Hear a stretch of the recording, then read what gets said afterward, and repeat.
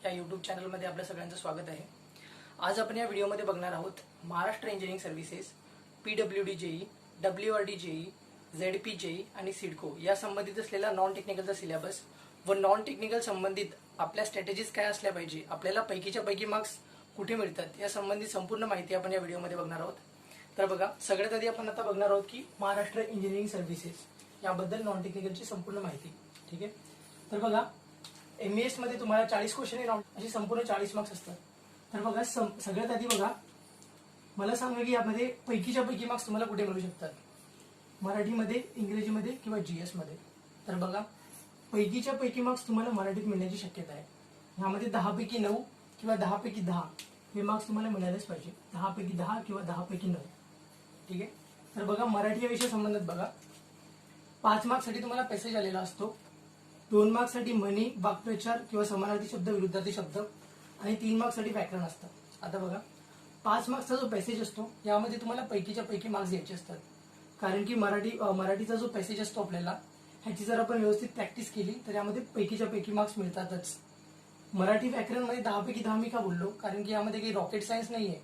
कारण की आपण जेव्हा इंजिनिअरिंगचा अभ्यास करतो त्यामध्ये मेकॅनिक्स किंवा आपला मॅथ्स झाला किंवा इलेक्ट्रिकल इंजिनिअरिंग झालं, मेकॅनिकल इंजिनिअरिंग झालं, जेवढे एफर्ट्स आपण तिथे लावतो तेवढे एफर्ट्स इथे लावायची गरज नाही। मराठी व्याकरणमध्ये, संपूर्ण मराठी व्याकरणमध्ये बोलतोय मी, इथे जरी तुम्ही कमी एफर्ट्स मध्ये 10 पैकी 10 घेऊ शकता। त्यामुळे मी बोललो 10 पैकी 10 किंवा 10 पैकी 9 इथे घ्यायचे। तर बघा, पॅसेज साठी आपण रोज प्रॅक्टिस केली पाहिजे। त्यासाठी मी तुम्हाला संपूर्ण आपली GS पर्यंत मी पोहोचल्यानंतर शेवटी पॅसेज कसं सॉल्व्ह करायची, प्रॅक्टिस कुठे करायची आपण त्या संबंधित माहिती देणार आहे। नंतर बघा, म्हणी आणि वाक्प्रचार, समानार्थी आणि विरुद्धार्थी शब्द यासाठी मुलं रट्टा मारतात। यासाठीच नाही तर सिनोनिम्स आणि अँटोनिम्स म्हणजेच हे 2 शब्दार्थ बोलते मी, इंग्रजीच्या संबंधित आणि मराठीच्या संबंधित। तर बघा, इथे रट्टा मारायची गरज नाही। रट्टा मारणं म्हणजे काय हे तुम्हाला माहितीच आहे, काहीच समजत नाही।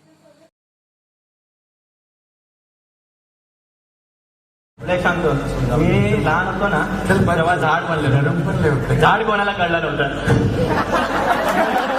कारण की आपल्याला ऍटलिस्ट म्हणी, वाक्प्रचार, समानार्थी, विरुद्धार्थी शब्द किंवा इंग्रजीमध्ये सिनोनिम्स आणि अँटोनिम्स या संबंधित परीक्षेमध्ये आतापर्यंत जे विचारले गेलेले क्वेश्चन्स आहेत ऍटलिस्ट तेवढे जरी केले तरी तुम्हाला यामध्ये मार्क्स मिळतात, बरोबर। जर यामध्ये जर अवघड प्रश्न आला, म्हणजे जगावेगळा प्रश्न आला, तर इथे एखादा मार्क्स जाऊ शकतो। पण जर आपण 2019 पर्यंत मागचे जे पेपर बघितलेत, आतापर्यंत विविध एक्झाम्स, विविध पेपर जे झालेत, त्यामध्ये मराठी संबंधित म्हणी, वाक्प्रचार, समानार्थी, विरुद्धार्थी शब्द हे एकदम सोप्या पद्धतीने विचारले गेले। त्यामुळे मी इथे 2 पैकी 2 घ्यायला सांगेल तुम्हाला। ठीक आहे, पण ठीक आहे, एखादा जर अवघड शब्द आला तर तो आपल्याला होऊ शकत नाही। नंतर बघा, 3 मार्क्स इथे व्याकरण संबंधित येतात। आता व्याकरण संबंधित मी इथे काही टॉपिक लिहिलेले आहेत। ठीक आहे, म्हणजेच बघा, वर्णमाला, शब्दसिद्धी, वाक्य पृथक्करण, प्रयोग, समास, संधी, शब्दांच्या जाती, स्पेशली त्यामध्ये उभयनिवी अव्यय आणि संपूर्ण मराठी व्याकरण असतं आपल्याला। तर मी टॉपिक्स इथे का लिहिलेले आहेत, कारण की हा आयोगाचा फोकस एरिया आहे। मोस्ट ऑफ दी क्वेश्चन तुम्हाला वर्णमाला, शब्दसिद्धी, वाक्य पृथक्करण, समास, संधी यावरती विचारले गेलेले आहेत। त्यामुळे मी हे इम्पॉर्टंट टॉपिक्स इथे लिहून काढलेले आहेत। ठीक आहे, नंतर बघा, इंग्लिश या विषयामध्ये सेम पॅसेज सॉल्व्ह करताना आपल्याला 5 पैकी 5 घ्यायची, म्हणजे घेण्याचा प्रयत्न करायचा आहे, कारण की इथे पैकीच्या पैकी मिळण्याचे चान्सेस आहेत। जर आपण कम्पेअर केले GS ला, तर इकडे पैकीच्या पैकी मार्क्स भेटू शकत नाही आपल्याला, कारण की तो अभ्यासच खूप वास्ट असतो। त्यामुळे आपल्या डोक्यात हे फिट करून ठेवा, तुम्ही टाकून ठेवा की आपल्याला पैकीच्या पैकी मार्क्स कुठे मिळू शकतात। इथे 10 पैकी 10 घ्यायचे मराठी व्याकरणमध्ये। इंग्रजी व्याकरणचा जर आपण अभ्यास व्यवस्थित केला तर याच्यामध्ये आपल्याला सिनोनिम्स आणि अँटोनिम्सचे मार्क्स चुकतात, पण पॅसेजचे मार्क्स चुकता कामा नये। इथे प्रयत्न करायचा आपल्याला 5 पैकी 5 घ्यायचा। ठीक आहे, सिनोनिम्स, अँटोनिम्स मी तुम्हाला सांगितलंच की ऍटलिस्ट परीक्षेमध्ये आतापर्यंत जे काही विचारले गेले ऍटलिस्ट आपण तेवढं तरी वाचून जायचं। यासाठी वेगळे कोणते शब्दार्थ, या दोघांसाठी वेगवेगळे शब्दार्थ घ्यायची गरज नाहीये। मुलं काय करतात, रट्टा मारतात, मग इथे रट्टा मारायची सुद्धा गरज नाही आहे। नंतर बघा, 3 मार्क्सला इथे ग्रामर विचारलं जातं, म्हणजेच इंग्रजी व्याकरण। त्यामध्ये मी जे पॉईंट्स लिहिलेत हा फोकस एरिया आहे MPSCचा, म्हणजे आयोगाने यावरती विचारलेलं आहे। म्हणजेच कोणते, pronoun, preposition, auxiliary verb, tense, subject, verb, agreement. बघा, या संबंधित प्रश्न कसे पडलेत माहितीये का, म्हणजे बघा, आयडेंटिफाय करेक्ट सेंटेन्स याबद्दल ऑक्झिलरी वर्ब्स किंवा टेन्सेस, एखादा सेंटेन्स असेल त्यामध्ये आपल्याला करेक्ट सेंटेन्स ओळखावं लागतं, किंवा fill in the blanks, subject verb agreement झालं किंवा प्रोनाउन प्रिपोजिशन यापैकी जे टॉपिक्स आहेत त्यापैकी एखादं सेंटेन्स तुम्हाला येतं आणि त्यापैकी तुम्हाला विचारतात फिल इन द ब्लँक्स किंवा आयडेंटिफाय करेक्ट सेंटेन्स. हा मोस्ट ऑफ दी ग्रामरचा एरिया झाला इंग्लिशचा. ठीक आहे. आता बघा फॉर एक्झाम्पल आपण करेक्ट सेंटेन्स किंवा जे आपल्याला एररच्या बाबतीत प्रश्न कसे येऊ शकतात म्हणजे एक आयडिया म्हणून तुम्हाला सांगतो. त्याचे रूल्स असतात काहीतरी आपण ते रूल्स खूप इझी असतात. जास्त एफर्ट्स घ्यायची गरज नाही आपल्याला. रोजचे आपण 2-3 जरी रूल केले तरी आपल्याला इथे मार्क्स मिळण्याचे चान्सेस खूप आहेत. बघा आता इथे रमेश और सुरेश डॅश नाउ रेडी. आता मला इथे सांगा इथे 4 ऑप्शन दिलेले आहेत. Were, are, is, none of this, not, none of this. ठीक आहे.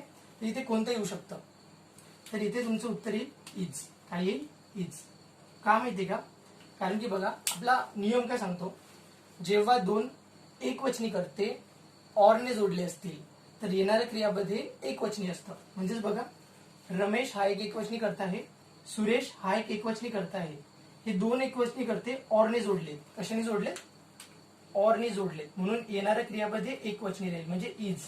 रमेश और सुरेश इज नाउ रेडी. आता हाच रूल बघा ऑरच्या जागी आपण तिथे आयदर ऑर किंवा नायदर नॉर सुद्धा वापरू शकतो. तेव्हा पण येणाऱ्या क्रियापद एकवचनी येईल. म्हणजे बघा रूल काय म्हणतो, नियम काय म्हणतो बघा. जेव्हा वाक्यामध्ये एकवचनी करते हे ऑरने किंवा नायदर नॉरने किंवा आयदर ऑरने जोडले असतील तर येणारे क्रियापद काय असतं? एकवचनीच असतं. हा नियम लक्षात ठेवा. आता बघा असे जे नियम असतील अपकमिंग आपल्याकडे अराउंड 45 to 45 नियम्स आहेत, रूल्स आहेत ते. तर ते रूल्स मी माझ्या इंस्टाग्रामवरती टाकत जाईल, फेसबुकवरती टाकत जाईल. कारण की जस्ट तुम्हाला एक्सप्लेन करायची गरज पडणार नाही तिकडे. एका पेजवरती मी एक एक्झाम्पल असेल त्याखाली रूल लिहिलेला असेल त्यावरून तुम्हाला त्याची प्रॉपर आयडिया येईल. ठीक आहे. तर मला इंस्टाग्राम आणि फेसबुकवरती फॉलो करा. तिथे तुम्हाला प्रॉपर ह्या नियम आणि खाली आन्सर असेल व्यवस्थित. तुम्हाला त्याची एरर आयडेंटिफाय करेक्ट सेंटेन्स आणि फिल इन द ब्लँक यांच्या प्रश्नाचे उत्तर सुटून जातील. नंतर बघा जनरल स्टडी. जनरल स्टडीमध्ये तुम्हाला 20 क्वेश्चन्स असतात म्हणजे 20 मार्क्ससाठी 20 क्वेश्चन असतात. त्यामध्ये आपल्याला पॉलिटी झालं, हिस्ट्री झालं, जिओग्राफी झालं, इकॉनॉमिक्स झालं, एन्व्हायरमेंट झालं आणि करंट अफेअर्स झालं. आता हा जो सिलेबस आहे हा खूप वास्ट आहे. ह्यामध्ये पैकीच्या पैकी मार्क्स मिळणं मुश्किलीने नामुमकिन होऊन जातं. कारण की ऑलरेडी ह्या विषयाचा अभ्यास करण्यासाठी एमपीएससीची मुलं 1 वर्षाचा जनरल एमपीएससीची मुलं बोलतोय मी ते संपूर्ण 1 वर्ष घेतात हा पूर्ण अभ्यास करायला. तर आपल्याकडे वेळ कमी आहे. त्या कमी वेळेमध्ये आपल्याला ऍटलिस्ट जीएस मध्ये जर एखादा बेसिक प्रश्न आला तर त्या बेसिक प्रश्नाचं उत्तर आपल्याला जमायला पाहिजे. ठीक आहे. फॉर एक्झाम्पल बघा आता पॉलिटीच्या बाबतीत जर राष्ट्रपती, राज्यपाल आणि पंचायत राज हे 3 टॉपिक इथे 3 लिहून ठेवलेत मी टॉपिक इथे. तर हे 3 टॉपिक तुमचे फोकस एरिया झाला. कारण की आतापर्यंत आपल्या आयोगाने पेपरमध्ये जे विचारलेत पॉलिटीच्या बाबतीत राष्ट्रपतीवरती प्रश्न विचारलाय, राज्यपालवरती प्रश्न विचारलाय आणि पंचायत राजवरती प्रश्न विचारलाय. तर ऍटलिस्ट तुम्हाला या तिघांची माहिती तरी माहिती असली पाहिजे. कारण की जर क्वेश्चन आला जर तो तुम्हाला जमला नाही तर तो दुसऱ्याला नक्की जमेल. कारण की त्यांनी ऑलरेडी राष्ट्रपती, राज्यपाल आणि पंचायत राज ह्याचा अभ्यास केलेला आहे. बेसिक अभ्यास बोलतोय मी. नंतर बघा हिस्ट्रीच्या बाबतीत बघा. हिस्ट्रीच्या बाबतीत पण सेम अभ्यास खूप वास्ट आहे त्यामध्ये. पण ऍटलिस्ट बेसिक अभ्यास आपल्याला करायला पाहिजे. तो बेसिक अभ्यास म्हणजेच काय? ऍटलिस्ट आपल्याला 5 समाजसुधारक माहिती पाहिजे. ते 5 समाजसुधारक म्हणजे कोणकोणते? फुले, शाहू, आंबेडकर, आगरकर आणि कर्वे. कोणकोणते? फुले, शाहू, आंबेडकर, आगरकर, कर्वे. या 5 समाजसुधारकाचा अभ्यास ऍटलिस्ट तुम्ही करायलाच पाहिजे. कारण की सध्या जर आपण पेपर व्यवस्थित बघितले, अनालिसिस केलं मागच्या 3 ते 4 वर्षाच्या पेपरचं तर समाजसुधारकावरती प्रश्न आलेले आहेत. त्यामुळे हातचे मार्क्स जाऊ द्यायचे नाही. ऍटलिस्ट 5 समाजसुधारक तुम्हाला करायचे. त्यासोबतच बघा हिस्ट्रीमध्ये आधुनिक भारताचा इतिहास तुम्हाला मेन्शन केलेला आहे. त्यासाठी बघा इयत्ता 8वीचं पुस्तक तुम्ही करायलाच पाहिजे. कोणतं? 8वीचं पुस्तक. हे पुस्तक मला वाटतं 1 ते 1.5 तासामध्ये वाचून होतं. किती? 1 ते 1.5 तासामध्ये. तर ऍटलिस्ट तुम्हाला हे 8वीचं पुस्तक इथे वाचायलाच पाहिजे. नंतर बघा जिओग्राफीच्या बाबतीत म्हणजे भूगोलच्या बाबतीत जर मी बघितलं तर 4थीचं पुस्तक अवेलेबल आहे. जुनं 4थीचं पुस्तक. ओल्ड बोललोय इथे मी, ओल्ड, नवीन नाही. मार्केटमध्ये नवीन अवेलेबल, नवीन नाही बोललोय. ह्याची पीडीएफ शक्यतो मी शेअर करेल तुम्हाला पुढे चालून. माझ्या व्हॉट्सअपवर ज्याला गरज असेल त्यांनी जस्ट मला टेक्स्ट करायचा आय नीड अ पीडीएफ. मी त्याला लगेच ज्या ज्या पीडीएफ माझ्याकडे अवेलेबल आहेत त्या पीडीएफ तुम्हाला तिथे सेंड करेल. ठीक आहे. तर 4थीचं पुस्तक आहे ओल्ड. ऍटलिस्ट तुम्हाला जीएस साठी तेवढं तरी वाचावं लागेल. नंतर बघा इकॉनॉमिक्सच्या बाबतीत सेम. इकॉनॉमिक्सच्या बाबतीत पण तुम्हाला 12वीचं पुस्तक अवेलेबल आहे. हे मार्केटमध्ये अवेलेबल. नवीन पुस्तक घेतलं तरी चालेल. कारण की त्यामध्ये अर्थशास्त्र इकॉनॉमिक्सच्या बाबतीत तुम्हाला मोस्ट ऑफ दी जे बेसिक कॉन्सेप्ट आहेत ते दिलेले आहेत 12वीच्या पुस्तकामध्ये. आता बघा इथे इकॉनॉमिक्सचा विषय निघाला म्हणून तुम्हाला CRR, SLR आणि रिव्हर्स रेपो रेट सांगतो. कारण की सध्या कोरोनामुळे सगळं लॉकडाऊन चालू आहे. त्या कोरोनामुळे जे आरबीआयचे गव्हर्नर आहे आपले शक्तिकांत दास, त्यांनी काय केलं माहितीये का, म्हणजे आरबीआयने आपल्या CRR, SLR आणि रिव्हर्स रेपो रेट यांचे जे दर आहेत ते कमी केलेले आहेत. आता बघा CRR सध्याचा करंट रेट 3% आहे. किती? 3%. आधी हा 4% होता, तो आता 3% केलाय. SLR इथे 18.25 आहे सध्या. हा मागच्या वेळेस होता तो 19 पॉईंट समथिंग होता, आता 18.25 सध्याचा करंट SLR जो आहे तो 18.25 आहे. नंतर बघा रिव्हर्स रेपो रेट हा 4% केलेला आहे. आधी हा 6% काहीतरी होता, सध्या आता 4% आहे. म्हणजे 2020 मध्ये सध्या आपल्याला कोरोनामुळे जे दर कमी झाले ते हे दर आहे. त्यामुळे तुम्ही लक्षात ठेवा. CRR 3%, SLR 18.25%, reverse repo rate 4%. आता बघा मी तुम्हाला शॉर्ट मध्ये CRR काय आणि SLR काय हे तुम्हाला शॉर्ट मध्ये समजावून सांगतो. तर बघा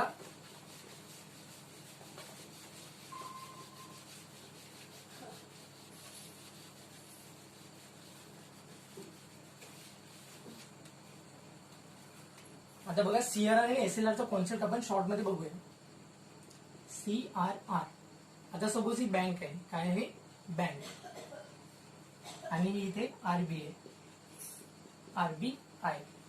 CRR म्हणजे काय माहितीये का, बँकेमध्ये जी एकूण रक्कम असते, कोणती रक्कम? पूर्ण म्हणजे एकूण रक्कम, जमा केलेली जी एकूण रक्कम असते त्या रकमेच्या 4% म्हणजे कितीतरी पर्सेंट, काहीतरी पर्सेंट आरबीआय मध्ये डिपॉझिट करते.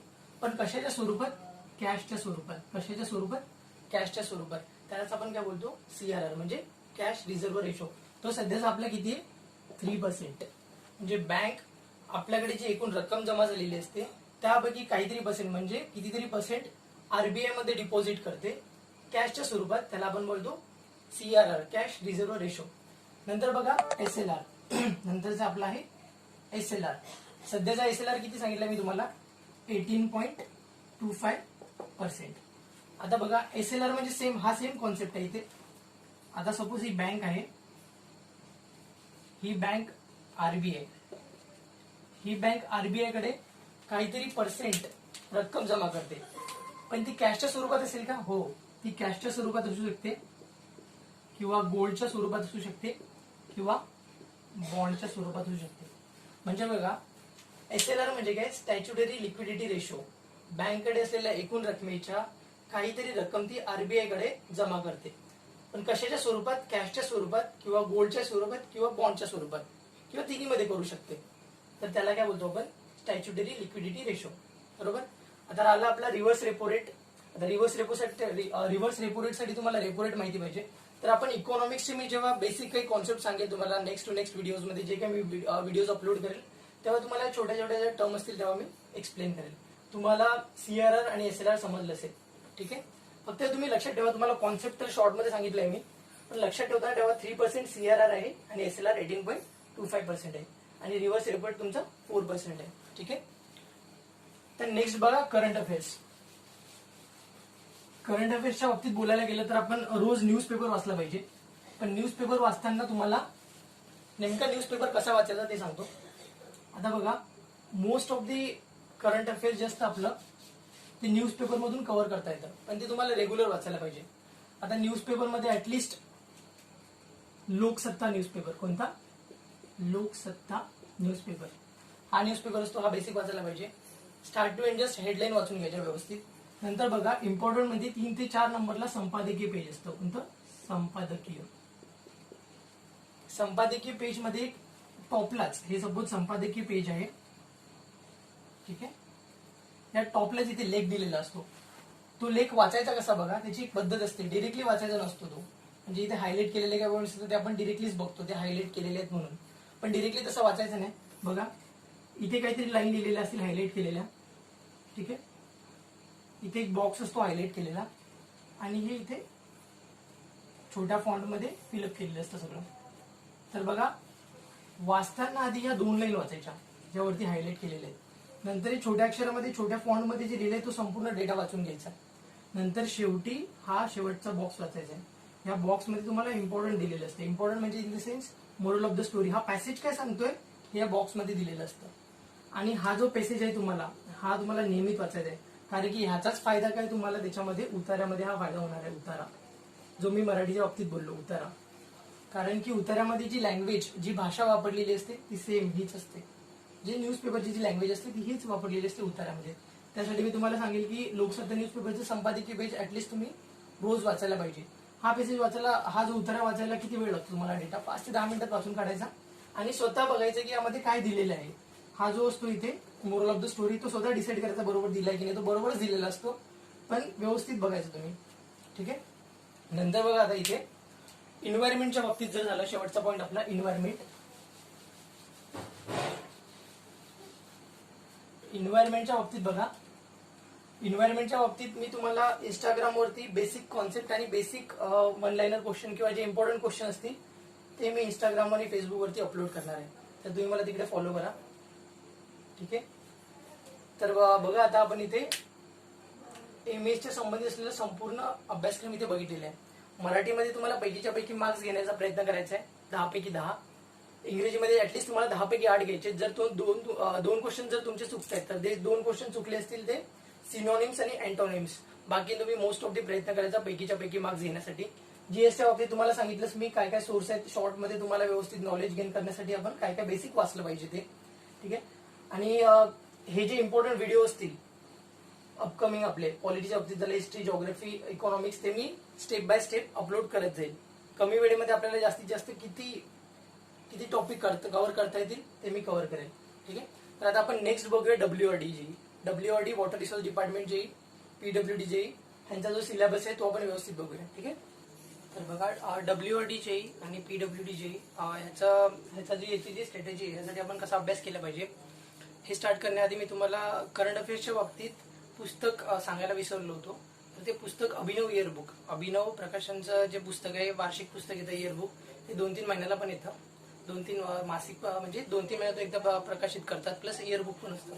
तर तुम्ही ते इयरबुक घेऊन त्यामधून सुद्धा अभ्यास करू शकतात करंट अफेअर्सचा. मोस्ट ऑफ दी मुलं करंट अफेअर्ससाठी अभिनव इयरबुक हेच पुस्तक रेफर करतात. ठीक आहे. तर बघा आता डब्ल्यूआरडी जेई, पीडब्ल्यूडी जेई याबद्दल आपण थोडीशी माहिती घेऊया. ठीक आहे. तर बघा आता मराठी व्याकरणमध्ये एमईएस महाराष्ट्र इंजिनिअरिंग सर्व्हिसेस आणि जेई सरळ सेवा भरती जी असते त्यामध्ये डिफरन्स आहे. म्हणजे सिलेबसचा डिफरन्स येतो, प्लस आपल्याला यामध्ये जे व्याकरण विचारलं जातं ते पण थोडं वेगळं असतं as compare to Maharashtra engineering services. तर बघा 10 मार्क्स इथे मराठीमध्ये असतात, इंग्रजीमध्ये 10 मार्क्स असतात, मेंटल ॲबिलिटी म्हणजे रिझनिंग 10 मार्क्स आणि जीएस 10 मार्क्स. ठीक आहे.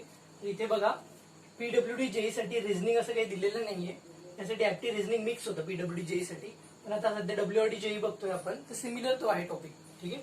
तर बघा इथे आता मराठी विषयामध्ये आपल्याला 10 मार्क्स इथे 10 पैकी 10 मिळतात. मी तुम्हाला आधी पण बोललो की मराठी या विषयामध्ये तुम्हाला पैकीच्या पैकी मार्क्स घ्यायचे. कारण मी का बोललो, कारण की याआधी ज्या पण एक्झाम झाल्यात, सरळ सेवा क्लास 3च्या ज्या एक्झाम झाल्यात किंवा क्लास 4च्या ज्या पण एक्झाम झाल्यात त्यामध्ये मराठी या विषयामध्ये मुलांनी पैकीच्या पैकी मार्क्स घेतलेले आहेत. मागच्या वेळेस क्लास 3चा जो पेपर झाला त्यामध्ये 25 क्वेश्चन मराठीचे होते, तर मोस्ट ऑफ दी मुलांना 25 पैकी 25 मार्क्स मराठीमध्ये भेटले. त्यासाठी मी तुम्हाला सांगतो. आणि स्टेप बाय स्टेप आपण एक एक व्हिडिओ करून एक एक व्हिडिओ मी अपलोड करत जाणार आहे मराठी व्याकरणचा, इंग्रजी व्याकरणचा आणि जनरल स्टडीच्या बाबतीत. ठीक आहे. तर बघा मराठी व्याकरण आपल्याला मोस्ट ऑफ दी शब्दांच्या जाती यावरती प्रश्न येतात. यामध्ये उभयन्वी अव्यय झाला, क्रिया विशेषण अव्यय, शब्दयोगी अव्यय, केवळ प्रयोगी अव्यय, प्लस नाम, सर्वनाम, विशेषण, क्रियापद या शब्दांच्या 8 जाती आहेत. याचा व्यवस्थित अभ्यास करायचा आहे, त्यावरती प्रश्न विचारल्या गेले. नंतर बघा काळासंबंधित प्रश्न विचारले गेलेत, वाक्य पृथक्करण झालं, विभक्ती झालं, विराम चिन्हाच्या बाबतीत प्रश्न विचारले गेलेत, समास, संधी या संबंधित सुद्धा प्रश्न आलेले आहेत, शुद्ध शब्द, समानार्थी विरुद्धार्थी शब्द, वर्णमाला, लेखक आणि कवी. ठीक आहे.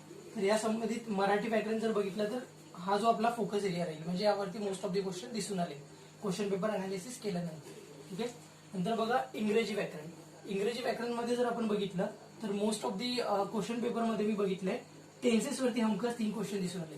कशावरती? टेन्स वरती. नंतर आर्टिकल्स वरती 3 क्वेश्चन दिसून आले.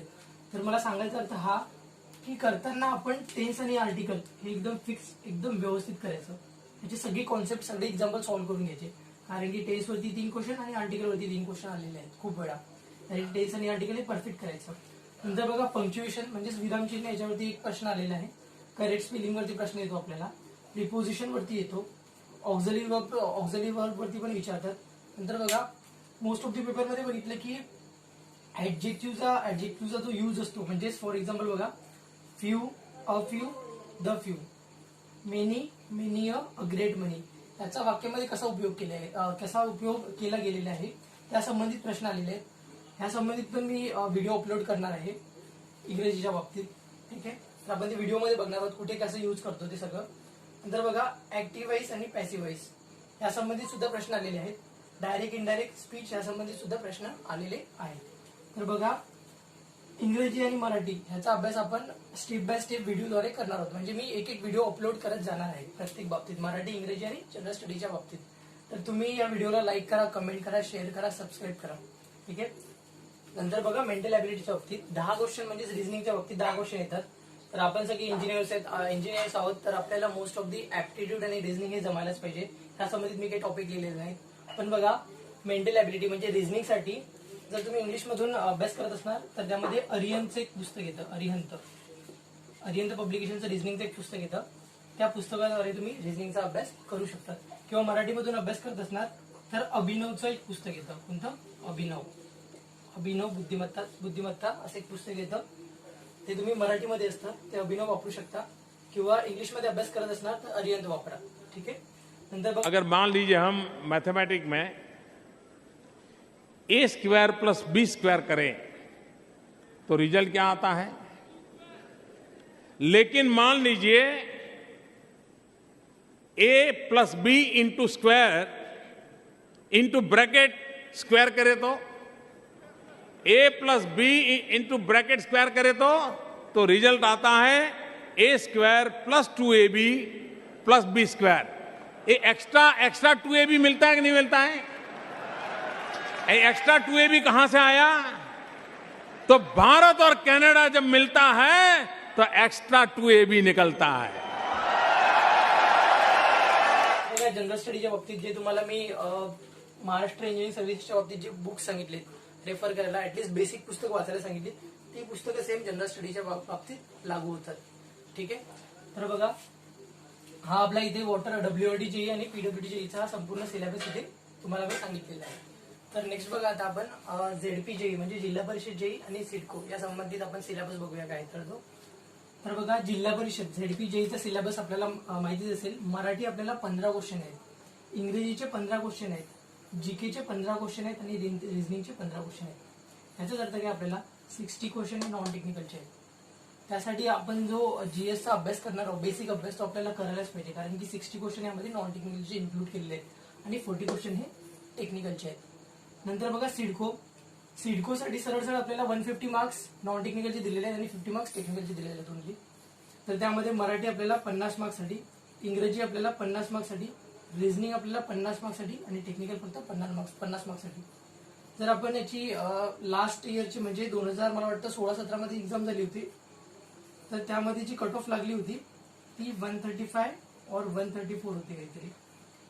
135-134 कट ऑफ होती. ही ओपनची कट ऑफ सांगते तुम्हाला मी, ओपन मेलची कट ऑफ होती. तर ठीक आहे, म्हणजे 150 क्वेश्चनचा तुम्ही नॉन टेकचा व्यवस्थित अभ्यास केला तरी तिथे 135-134 कव्हर होतात आपले. ठीक आहे. तर बघा आपल्याला नॉन टेक्निकलचा अभ्यास करताना जे मी बेसिक पुस्तकं सांगितली ती बेसिक पुस्तकं तुम्हाला वाचायलाच पाहिजे, कारण की अपकमिंग आपल्या ज्या एक्झाम आहेत त्या भरपूर नॉन टेक्निकल, त्यामध्ये नॉन टेक्निकलचे जे वेटेज आहे ते खूप जास्त दिलेले आहे. सिडकोसाठी सरळ 150 मार्क्स आपल्याला नॉन टेक्निकल दिलेले आहे. मी तुम्हाला रिझनिंगसाठी अरिहंतचं पुस्तक सांगितलेलं आहे, ते यासाठी तुम्हाला उपयोगातच येईल. इंग्लिश आणि मराठी बघा, मराठी आणि इंग्लिश मी टप्प्याटप्प्याने एक एक व्हिडिओ अपलोड करत जाणार आहे मराठीसाठी आणि इंग्रजीसाठी. प्लस मी जे जनरल स्टडीच्या बाबतीत मी बोललोय, GS GKच्या बाबतीत जे बोललोय ते स्टेप बाय स्टेप त्याचे जे क्वेश्चन असतील, इम्पॉर्टंट क्वेश्चन जे असतील ती माझ्या फेसबुकवरती आणि इंस्टाग्रामवरती अपलोड करत जाईल. तुम्ही मला कमेंट करून कळवा की आपण लवकरात लवकर कोणता टॉपिक स्टार्ट करायला पाहिजे तो. ठीक आहे, चालेल. चला, थँक्यू. आपण पुढच्या व्हिडिओमध्ये भेटूयात. मराठी व्याकरणाचा व्हिडिओ अपलोड करणार आहे नेक्स्ट व्हिडिओ माझा. तर भेटूया आपण तेव्हा. थँक्यू.